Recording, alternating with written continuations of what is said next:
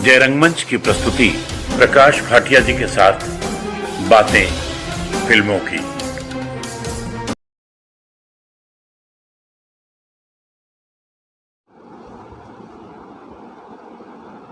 नमस्कार, बातें फिल्मों की में आप लोगों का पुनः स्वागत है।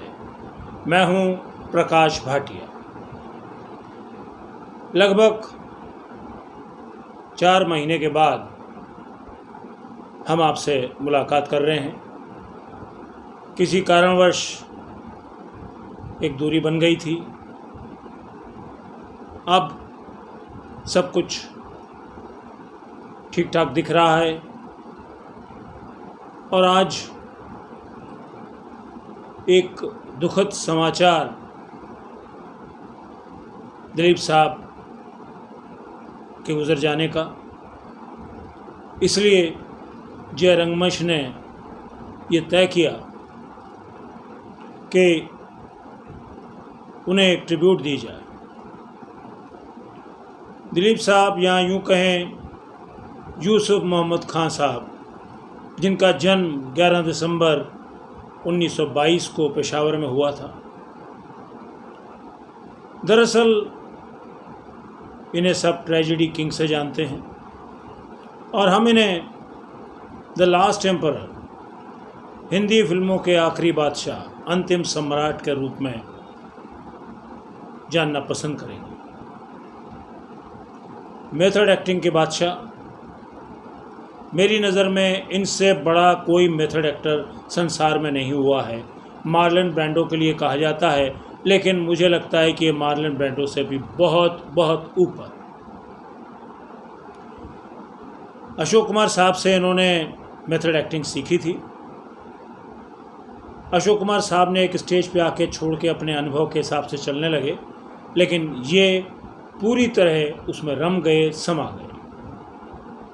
ऐसा महान कलाकार जिसने 1944 में अपनी पहली फिल्म ज्वारभाटा से शुरुआत की और अपनी अंतिम फिल्म 1998 में किला में एक चरित्र अभिनेता के रूप में अभिनय का अपना परिचय देते हुए उन्होंने फिल्मों से विदाई ली और अपना जीवन बिताने लगे। लेकिन कुछ वर्षों से उनकी तबीयत ठीक नहीं थी और आज सुबह यानी कि 7 जुलाई 2021 को बम्बई के एक अस्पताल में इस संसार को छोड़कर चले गए।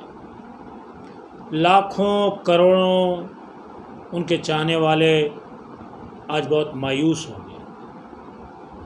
बहुत कम फिल्में की, लेकिन बड़ी चुनिंदा फिल्में की और बहुत सोच समझकर फिल्में करते थे। पैसे के लिए फिल्में नहीं करते थे, क्योंकि पीछे से वो वैसे ही पैसे वाले थे शुरू से। कैरेक्टर को देख के जब तक चरित्र उन्हें जमता नहीं था तब तक वो करते नहीं थे। दरअसल मैं अपने एक काफ़ी पहले एक एपिसोड में कि वो अभिनेता कैसे बने उसका जिक्र कर चुका हूँ। मैं उनकी फ़िल्मों का जिक्र तो नहीं करूँगा, क्योंकि वो बहुत ज़बरदस्त फिल्म कलाकार थे। मुग़ल आज़म हो, देवदास हो, राम और शाम हो, दास्तां हो, विधाता हो, पैगाम हो, मतलब जितने भी हम नाम गिने, अंदाज हो, दीदार हो, वो लिस्ट उनके अभिनय के शिखर को छूती ही जाएगी। अमिया चक्रवर्ती के शिष्य थे। अमिया चक्रवर्ती बॉम्बे टॉकीज़ में बहुत बड़े डायरेक्टर थे। उनसे इन्होंने काफ़ी कुछ सीखा और शशिधर मुखर्जी यानी कि जॉय मुखर्जी के पिता और अशोक कुमार साहब के बहनोई, उनसे गाढ़ी दोस्ती थी और उनसे भी बहुत कुछ उन्होंने उस युग में सीखा। दरअसल दिलीप साहब अभिनय के बारे में कुछ नहीं जानते थे, ना अभिनय करना चाहते थे। मैं अब उसी कहानी पे आता हूँ कि अभिनेता बने कैसे। दरअसल ये उन दिनों इनका एक फ्रूट का बिज़नेस था, होलसेल का, इनका फैमिली का। तो सेकेंड वर्ल्ड वॉर के दौरान काम ज़रा ठंडा हो गया था, तो ये कुछ और काम ढूंढने की तलाश में थे कि किसी तरह कोई बिज़नेस जमाएं। तो क्रैफर्ड मार्केट से वो, जहाँ उनका अपना घर और पिताजी का वो गोदाम था, वहाँ से दादर स्टेशन आए कि यहाँ से मैं नहीं, चर्च गेट आए, यहाँ से मैं भाई दादर के लिए ट्रेन पकड़ के किसी से मिलना था और उससे बात करनी थी। तो वहीं बीच में इनके एक जानकार, एक वकील मसानी साहब मिले जो इनके पारिवारिक मित्र थे। उन्होंने पूछा तुम कहाँ जा रहे हो? तो उन्होंने कहा कि भाई मैं एक कुछ नया बिज़नेस का प्रपोज़ल आया है, उसके बारे में डिस्कस करने के लिए जा रहा हूँ। तो मसानी साहब ने कहा भाई अगर तुम्हें मैं कहीं नौकरी दिलवा दूँ तो चलेगा? तो उन्होंने कहा भाई अगर नौकरी भी मिल जाएगी तो भी चलेगा, क्यों बिज़नेस तो अभी बातचीत करने आ रहा हूँ, कब शुरू होगी पता नहीं। तो कहने लगे कब मैं आपके पास आऊँ उस नौकरी के लिए? कहता आओ क्या मेरे साथ ही चलो, मैं जा ही रहा हूँ। तो मसानी साहब उनको अपने साथ लोकल में इनको मलाड ले गए। मलाड से जल्दी भागते भागते कहने जल्दी करो, टैक्सी पकड़ी उन्होंने और सीधा बॉम्बे टॉकीज़ स्टूडियो पहुँची। बॉम्बे टॉकीज़ में इन्होंने सोचा कोई अकाउंट्स होगा, ये मुझे कहाँ ले आए हो, यहाँ तो फिल्मी वो है। कहता हाँ ये तो फिल्म का है। तो दिलीप साहब ने सोचा, जान कि उस युग में उनका नाम यूसुफ था, उन्होंने सोचा कि भाई शायद कोई अकाउंट्स वगैरह का काम होगा। तो उनका ठीक है, जो भी काम मिल जाए। तो वो सीधे उन्हें बॉम्बे टॉकीज़ की मालकिन देविका रानी के पास ले गए। देविका रानी उस युग की बहुत महान हीरोइन थी और अशोक कुमार साहब के साथ उनका बहुत शानदार पेयर था, जोड़ी थी। उनकी फिल्में हिट, सुपर हिट होती थी। तो जैसे वो बैठे और उन्होंने तारुफ कराया कि ये मेरे मित्र के बेटे हैं यूसुफ और इनका फ्रूट का बिज़नेस है, लेकिन अब इनका काम कुछ चल नहीं रहा है, तो ये नौकरी की तलाश में है।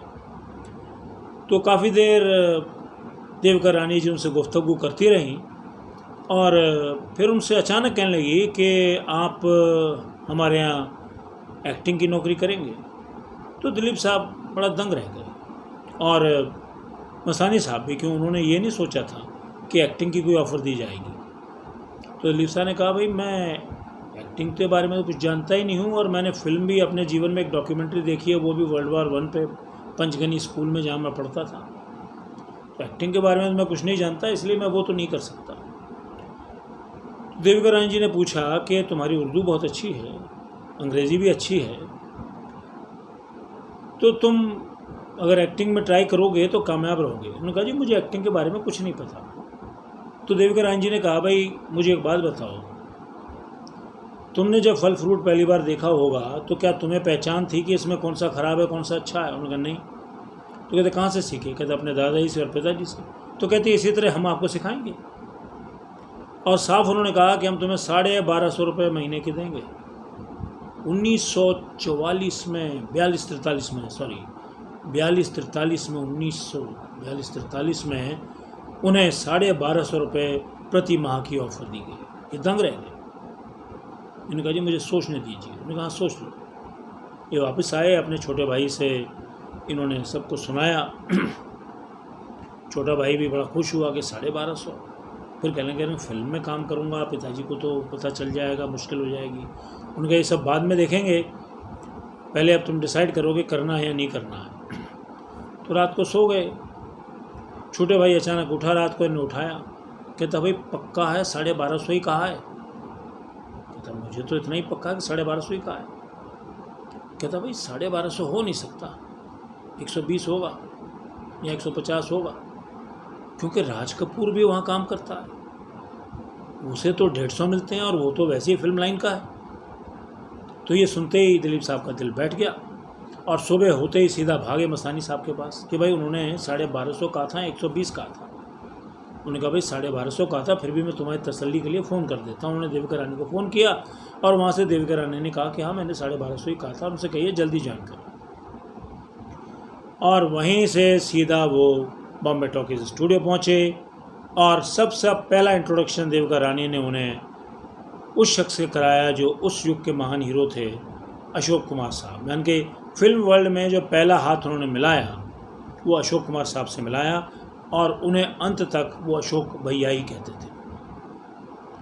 अब मैं दूसरा किस्सा सुनाता हूँ जो मेरे एक मित्र ने सुनाया था उनके बारे में। उन्होंने उनके साथ काम नहीं किया था, वो एक सीरियल में रोल कर रहे थे और फिल्मिस्तान स्टूडियो में उस सीरियल की शूटिंग हो रही थी और सीरियल को प्रोड्यूस सारा बानू जी यानी कि इनकी धर्मपत्नी वो कर रही थी। तो दिलीप साहब वहाँ आते थे और कुर्सी लगा के बैठ जाते थे। तो फिल्मिस्तान बहुत पुराना स्टूडियो है, उसके भी मालिक अशोक कुमार साहब और शशिधर मुखर्जी साहब रह चुके हैं। तो दिलीप साहब आराम करने के लिए मेकअप रूम में जाके बैठ जाते थे। तो मेकअप रूम के बाहर अशोक कुमार नाम की पट्टी लगी हुई थी, यानी कि वो किसी ज़माने में वो लगी हुई थी जब अशोक कुमार साहब का मेकअप रूम था वो। तो दिलीप साहब जैसे घुसने को हुए तो वो एक स्पॉट बॉय जो है सीढ़ी वीढ़ी लेके उस पट्टी को उतारने लगा। तो दिलीप साहब उसे कहने लगे, भाई तुम्हारी पगार कितनी है? वो कहने लगा, जी 2500। तुम्हारी पगार 2500 नहीं 500 होनी चाहिए। तुम्हें इतनी भी तमीज़ नहीं कि इतने सीनियर एक्टर का जो हमारे गुरु रहे हैं उनकी पट्टी हटा रहे हो, लगे रहने दो यहाँ पे। और वो अपने मेकअप रूम में जाके बैठ गए। तो ये होता है रिगार्ड अपने सीनियर का। ये कम बात नहीं होती, आज के युग में शायद ऐसा नहीं है। उसके बाद मेरे मित्र बताते हैं कि उसी सीरियल में वो आके बैठ जाते थे और शूटिंग चलती थी। कहता वो बैठे रहते थे और हम लोग शूट नहीं कर पाते थे, हमसे कोई ना कोई गड़बड़ हो जाती थी। और एक नई यंग लड़की थी, वो फटाफट करके निकल जाती थी और हम फिर अटक जाएं, रीटेक पे रीटेक हो। तो दिलीप साहब बैठे बैठे ब्रेक में बोले, भाई कमाल की बात है, ये एक छोटी सी लड़की बच्ची है, इतना शानदार करके चली जाती है और तुम सारे मुष्ठंडे वैसे के वैसे ही बैठे रहते हो। तो कहता है डायरेक्टर साहब उनके पास गए, कहने लगे, सर उस लड़की को सिर्फ ये पता है कि आप दिलीप कुमार हैं, इसलिए वो कर जाती है। तो कहते लेकिन सर इन सबको पता है कि दिलीप साहब क्या हैं। मतलब दिलीप साहब के आगे अगर आपको पता है दिलीप साहब हैं तो आप गड़बड़ ज़रूर करें। तो इस पर दिलीप साहब बड़े ज़ोर से हंसे और उसके बाद वो थोड़ा दूर होकर बैठने लगे कि आप कर लो, शायद आप लोग झिझक रहे हैं। तो ये 2 किस्से खाली मैंने आपको सुनाए। एक तो पहले मैं सुना ही चुका हूँ एक एपिसोड में। बहुत ही शानदार इंसान, बादशाह जिसे कहते हैं, और बादशाहों की तरह ही जीते थे, दिल के भी बादशाह थे। और उनका रहन सहन, उठने बैठने का तरीका सब राजाई था एक तरह से।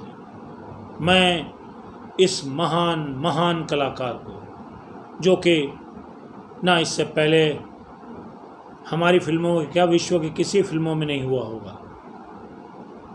सत्यजीत रे साहब इसे कंप्लीट एक्टर मानते थे कि इस जैसा कोई अभिनेता विश्व में नहीं है, ना कोई हुआ है, ना है और ना होगा, ये मुझे लगता है। मैं ऐसे महान कलाकार को नमन करता हूँ। प्रभु उनकी आत्मा को शांति दे। आज इतना ही इस स्पेशल एपिसोड में। बातें फिल्मों की के बाकी एपिसोड्स में हम बहुत जल्द मिलेंगे। तब तक के लिए प्रकाश भाटिया का आप लोगों को बहुत बहुत नमस्कार और धन्यवाद।